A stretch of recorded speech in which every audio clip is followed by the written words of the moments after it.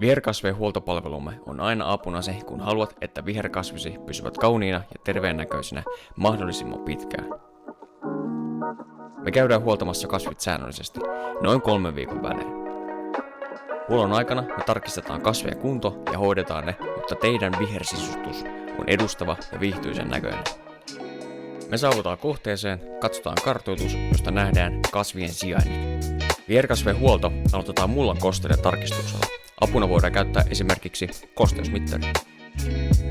Kasvin kosteiden tarkistuksen perusteella kasvi kastellaan tarvittavalla määrällä vettä. Kasteluveteen me lisätään kasvukaudella kasviravinnetta ja talvella merileväuutetta. Mahdollisten ripsiäisten ja muiden tuhoeläinten torjunnassa me suositaan luonnonmukaisia ratkaisuja, kuten petopunkkeja. Tarvittaessa voidaan käyttää myös muita turvallisia torjuntakeinoja varmistaakseen kasvien hyvinvointi. Ja huollon yhteydessä me poistetaan ylikasvaneet oksat ja huonot lehdet, jotta kasvien muoto pysyy kauniina ja näyttää terveeltä.